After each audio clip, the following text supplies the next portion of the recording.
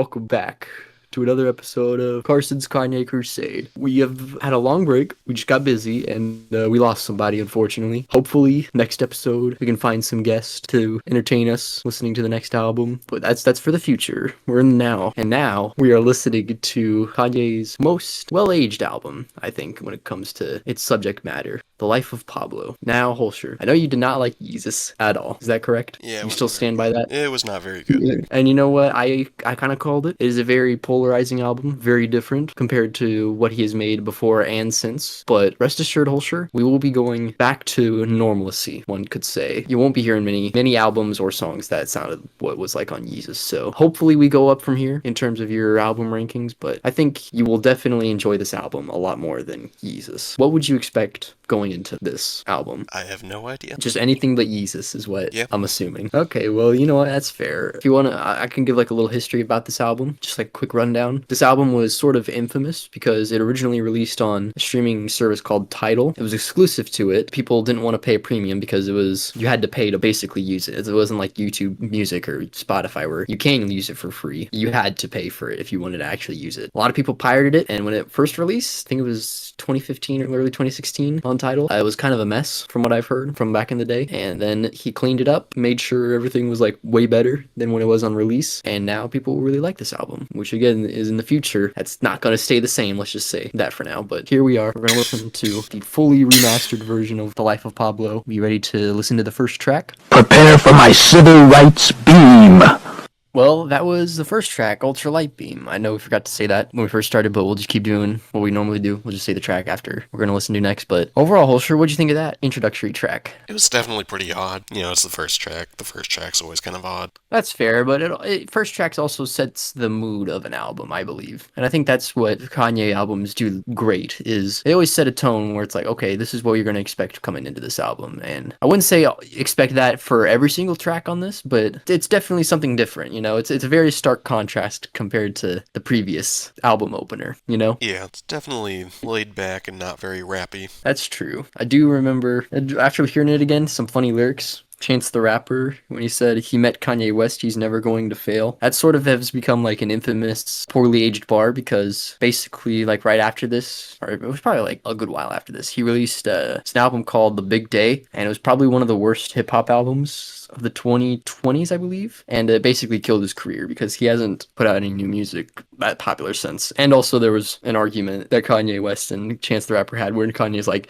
that's why your fucking album flopped, Chance, and like just basically criticizing him, and it was kind of funny but at the same time kind of sad. Overall, did you like that track? Or it's okay. That's fair. I also thought that was okay. Definitely is something different. You definitely see it's more of a palate cleanser compared to Yeezus, getting back on track. But I think this album does improve a good amount as it goes on. Any other thoughts, Holscher? Not yet. Shall we move on to Father Stretch My Hands? Yes, and so this one is a part 1 and part 2, so I would say, I don't know if it auto plays for whatever browser you're using. Again, I don't know, this is a funky ass browser. Do you want to just go straight into part 2, or do you want to pause this one? Because the second part is very different from the first one. I will say that. So do you want to just discuss part 1 and then do part 2? I suppose. Okay, we will do that then. So up next we have probably the most famous track off this album.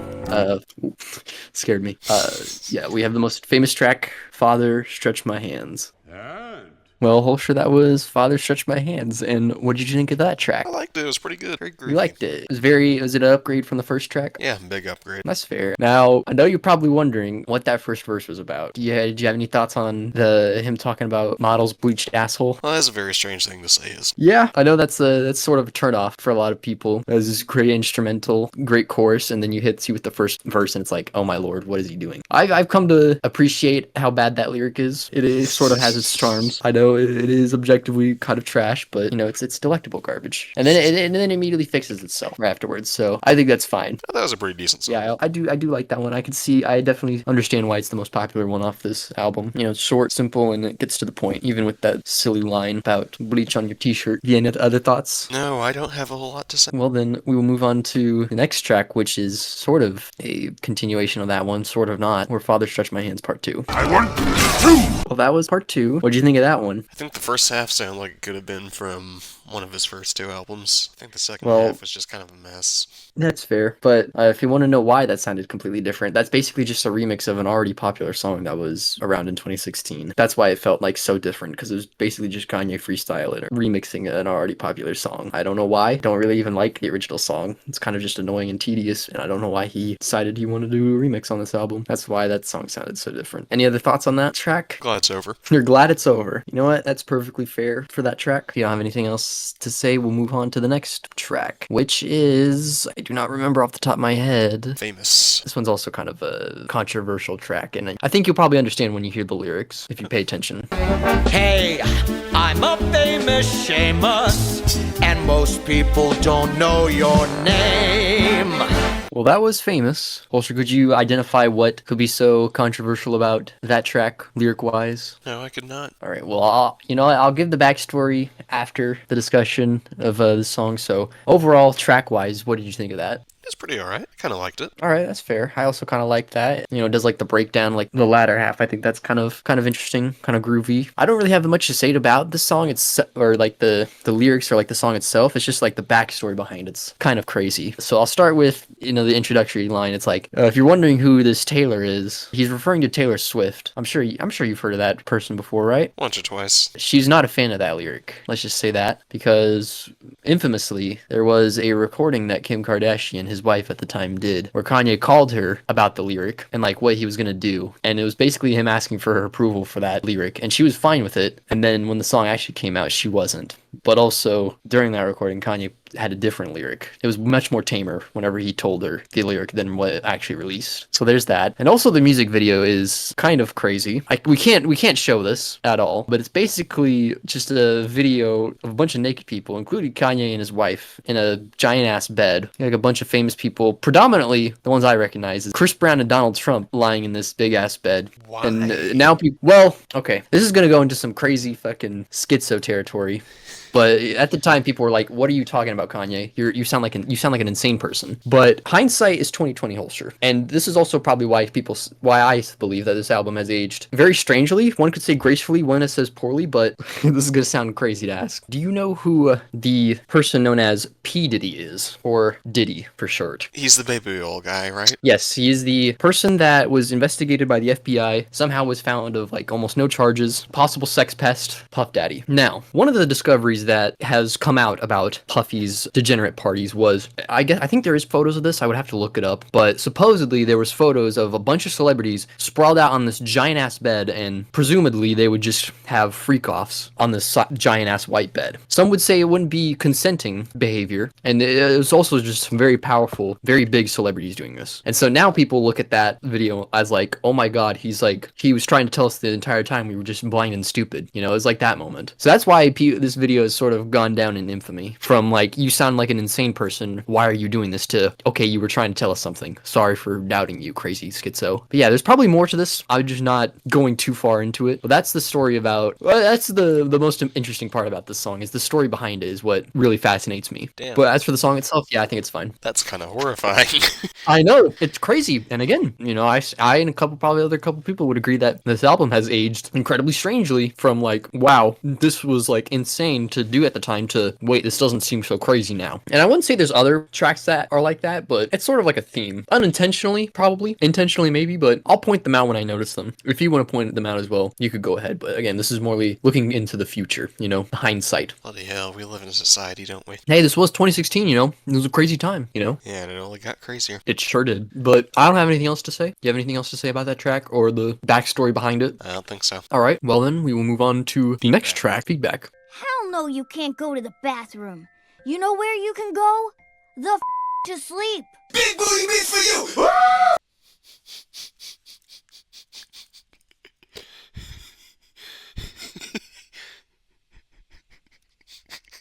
Is something funny, Holster?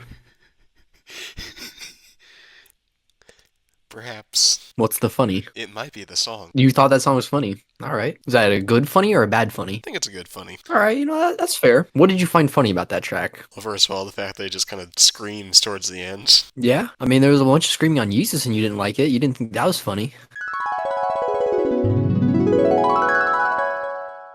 What didn't you like about Shit, that I track? was mean.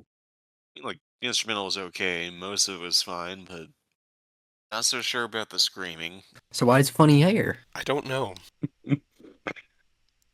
Well, did you like that track minus the funny stuff? I like that track because of the funny stuff. All right. That's fair. I do like this track. It's definitely a lot more, I guess, say funky, hip hop vibe. I know it's like bad words to use, but it's like I like the flow. I like the Oprah, the part where Oprah.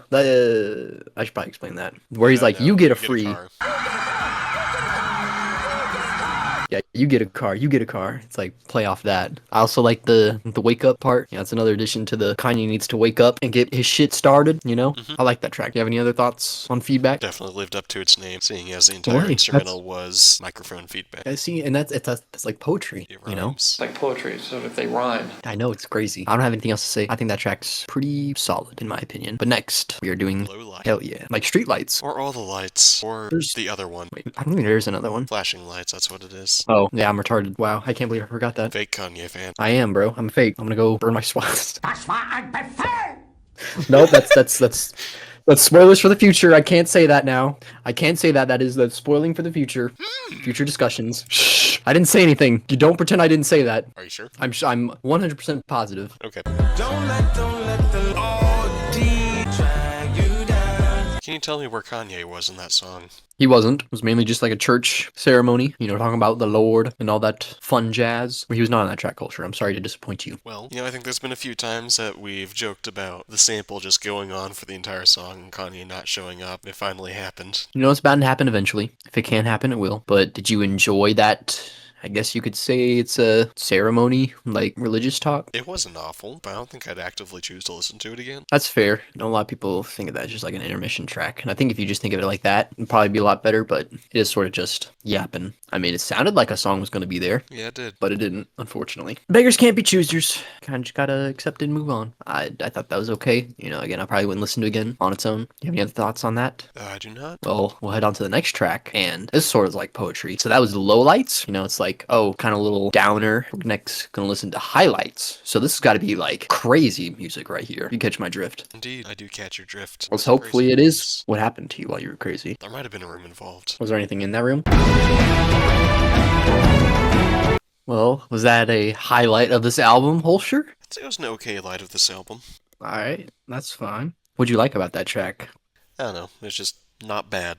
Did you think the GoPro line was a little strange? Going to be honest, I missed it. Here, I'll read the delay. I heard something else on this that sort of like caught my attention. I was like, wait, what did he say? So I'll read you the exact lyric, all right? Sometimes I'm wishing that my dick had GoPro so I could play that shit back in slow-mo. I just shot an amateur video. I think I should go pro. And it was very, very interesting. What are your thoughts on that line? I think it speaks for itself. Do you wish your dick had GoPro? No, that's a very strange thing to wish for. Yeah, it's like you said earlier. Name a genius that isn't crazy. Hi, I'm Terry Davis. But also the other lyric that sort of caught my attention, and this relates to the famous one. The lyric, "I'm gonna bust a coach's head open on some Diddy shit." Now I'm not sure what that even means. Hopefully it's nothing. It's probably something like nothing, but given what I just explained on Famous, it probably means something very devious and very questionably, probably illegal as well. Could you think of anything of what that lyric means? Like you said, it probably involves the baby oil man. Probably. I mean, there was a lot of supposed abuse going on, but I do not know what that could mean. Any other thoughts on that track? Not really. All right, well, then we will move on to the next track, which is some freestyle. Close eyes, I'm gonna die. Fire another blood. What the fuck? Well, that was freestyle 4. What did you think of that one, Holster? You sound speechless. Does that mean you loved it? Shit. That was okay. a song. Yeah, it was freestyle. That's what a freestyle is, Holster. I just spit whatever comes up to your head. You've Kanye done likes. better freestyles, that's all I'm gonna say. I have done better freestyles, but also I'm not like zoinked out on like so many medications, and also I don't got bipolar disorder. Also, I'm not black. Also, I'm not schizophrenic. Also, I'm not autistic. Also, I'm not a Nazi. Also, I'm not homophobic. There's a lot of things that I'm not, Kanye. I'm also not rich. I'm not short. That's also a thing.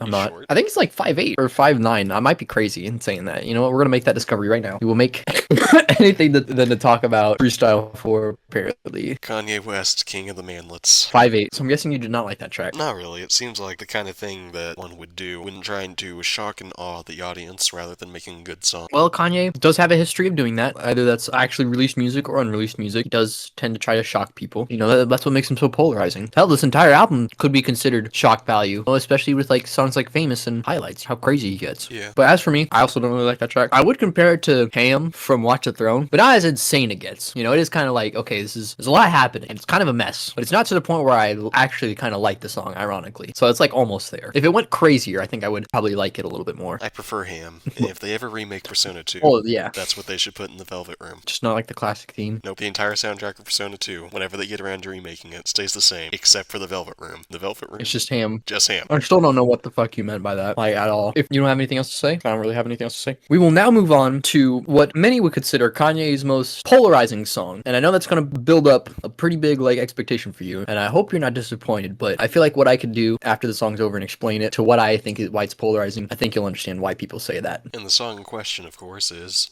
I Love Kanye. Exactly. I thought Kanye was Kanye. Well, I think we're missing something there. What do you think we're missing, Holster? I don't know, instruments, maybe. I think for what it's discussing, I don't think it needs instruments because I think its message itself kind of carries that. And I know you probably think I'm a fucking crazy person for saying that, but before I get into my little Asperger schizo rant, what did you think of that track? I do, in fact, miss the old Kanye. You do miss the old Kanye. Now, that's an interesting question because, again, we're going from release, like album release order. So what you consider the old Kanye is completely different from what I would consider the old Kanye. So what would you consider to be the old Kanye? Like what era of music or like time frame? To Dark Twisted Fantasy. That's fair. And I think for most people, when this album released, that would be also be considered the old Kanye, quote unquote. Now, again, this is hindsight right here. 2025, someone who has listened to most of Kanye's discography and kept up to date with his many controversies and public appearances, I believe that old Kanye is way different from what you consider old Kanye. Because almost any other time Kanye's in the news or if a new album releases, the threshold of what would be considered old Kanye is different from new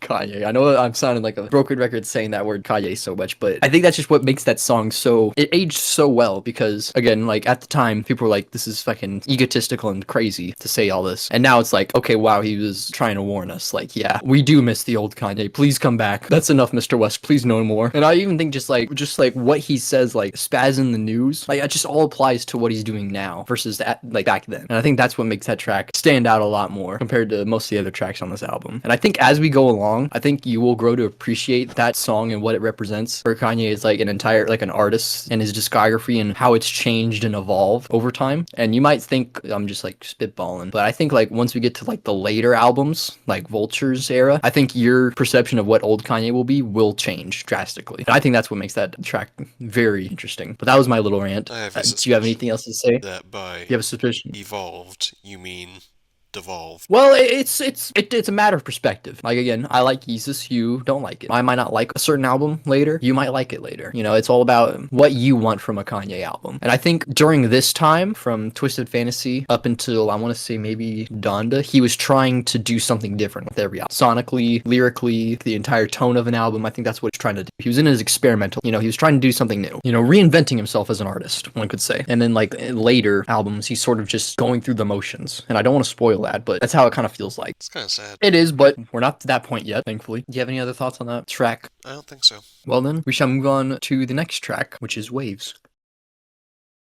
Well, Holster, what did you think of Waves? That was actually pretty good. I like that one. Probably the best one on Yeah. this album so far. You think Waves is the best one so far? All right. I think that's fair. I thought that track was pretty good overall. What did you like about that track? Excellent instrumental. Lyrically, it's pretty solid. I would have to agree. I do wish Chris Brown wasn't on this track, though, of all people. Keep a long story short, he famously beat another very popular singer, Rihanna, very badly, and he basically got off scot-free for it, and then he continued to have some very degenerate behavior in the years to come. Kind of just a shithead of a person. He's still around making music. Yeah, it sounds like a less than You know. excellent guy. Yeah, I mean, it's what can you do? It's like at the same time, yeah, that's pretty terrible. Like, that doesn't necessarily make me wish that he wasn't on the song, you know? I mean, yeah, but I wish he wouldn't have done that. But if I also wish that there's probably better alternatives. But you know, it is what it is. Life goes on. I still think overall that track's pretty good, even despite who's on it. It's very nice. Yeah. I like it. Would it be permissible if I started ranting for a minute? What do you want to rant about, Holscher? One sentence rant. I really wish that as a society we didn't feel the need to memory hole people or the things that they did just because they did something awful. Damn. I mean, that's fair. It's also to the point where it's like, if you continue to have that awful behavior and you're not really punished for it, you know, it wouldn't be too crazy to keep holding them to that one thing, you know? Yeah, like You know, I if like, agree if they, that it's terrible and you should have been punished for that, but I really just don't see the benefit in memory holding people. What do you get out of pretending that they don't exist? It starts with sorry.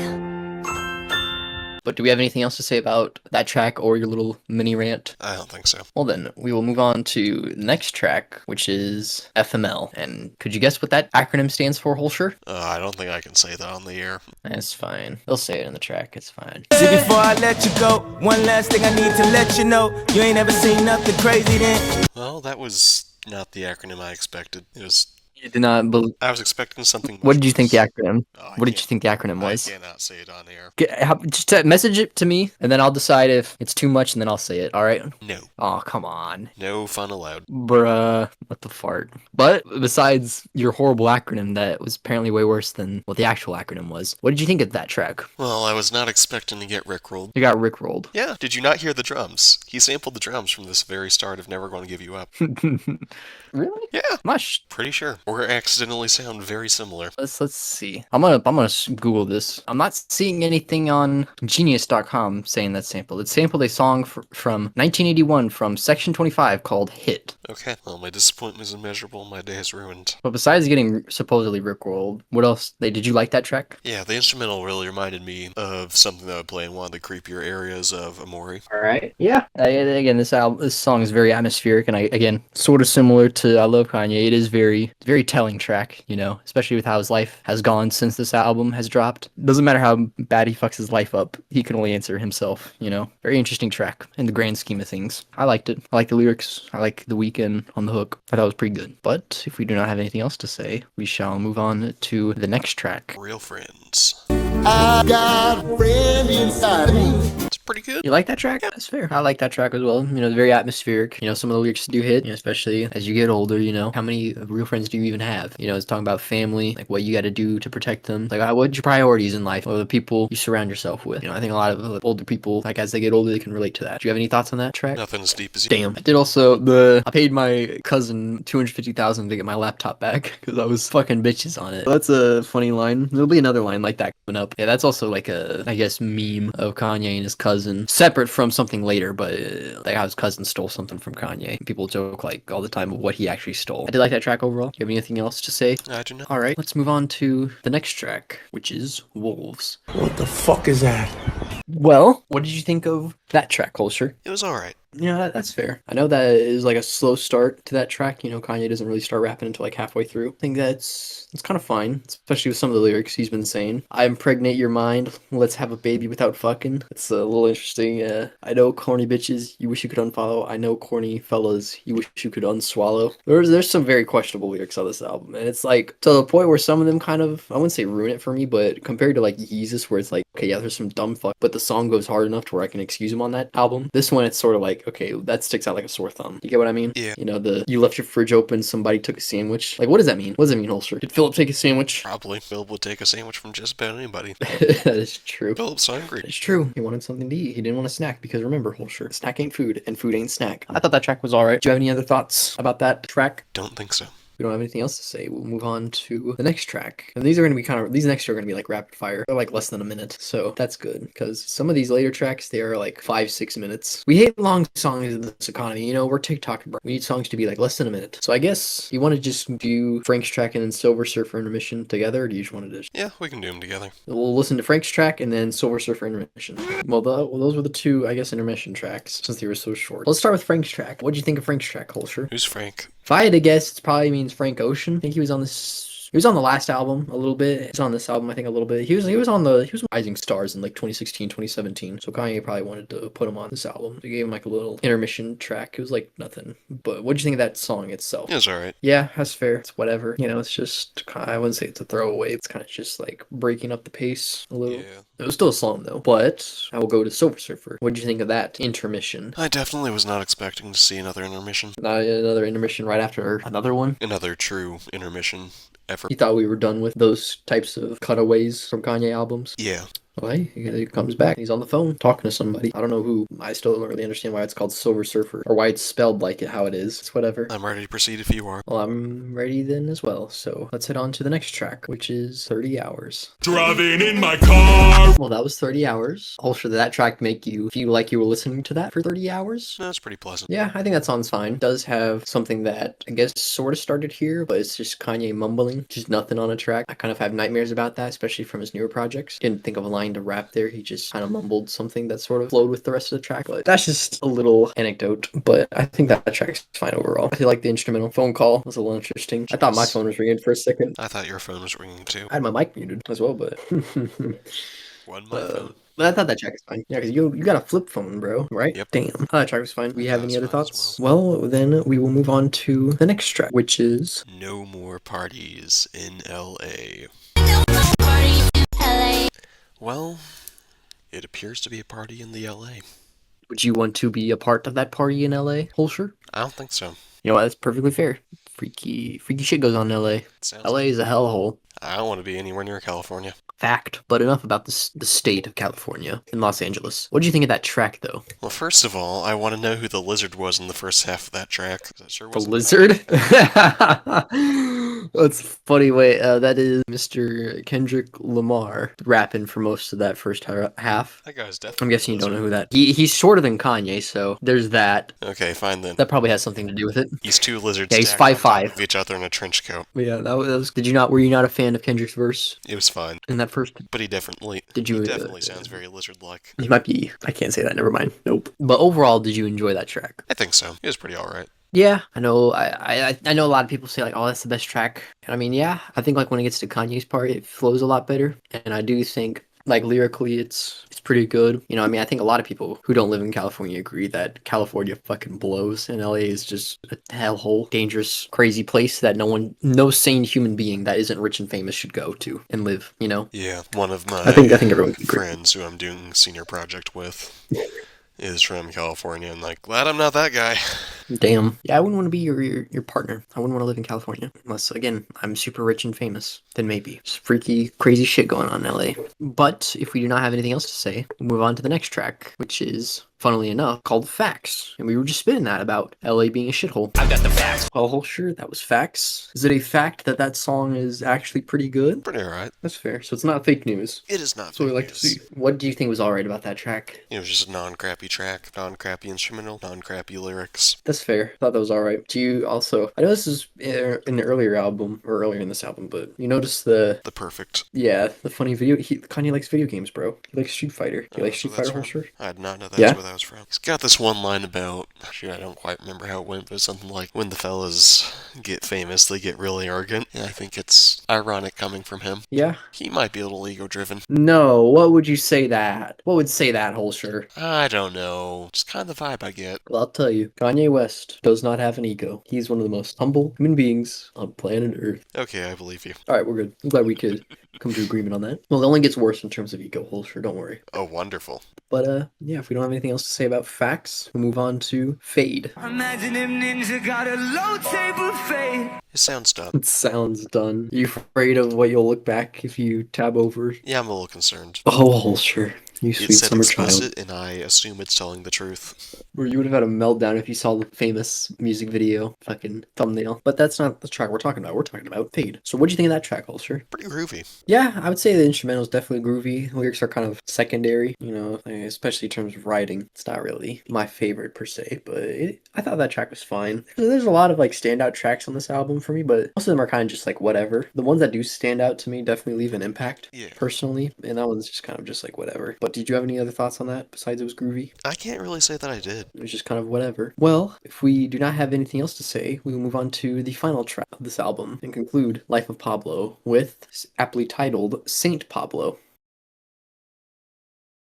Well, Holscher, that was the last track, Saint Pablo. What did you think of that track? Pretty good. Maybe the best track out of the album, I'm not sure. Overall, I think... Oh, I'm retarded. I assume you were saying things and your microphone wasn't picking them up. Sort of. I had you muted because I kept hearing echoing from your mic. I can cut this out later. No, I don't think I will. But just for my sake, what'd you think of that track? Pretty good track. Maybe the best out of the album. Yeah, I would agree. It is my favorite one off this album. I think it's probably the best closing track off of any Kanye album, in my opinion. I really like the instrumental and the lyrics behind it. Wanting to turn over a new leaf, per se. I really like that track. You have any thoughts about that? Wanting to turn over a new leaf. It's amazing how we never quite achieved that one. Yeah, it's both kind of sad and poetic in a way. Also, the line about him going crazy on Twitter, that still is relevant today, unfortunately. Who among us can act reasonably on Twitter? That is true, but when it comes to Kanye on Twitter, there's a lot to discuss on what he hasn't said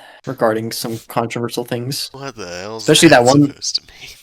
You know the line black on black lies is worse than black on black crimes. The Jews share their truth on how to make a dime. He does have a lot to say about Jewish individuals. Let's just say that, but we'll save that for the future. But overall, what would you rate this album out of 10? Feeling pretty generous. I was going to say a 7, but I'm feeling an 8. An 8. All right. Wow, that's A pretty. 7 or an 8. That's surprising. But not a 9. You know what? It's not quite a 9. Hey, but it's an 8. We do not have an album that is either a 7 or a 9, but not an 8. We finally have an hallelujah, praise be.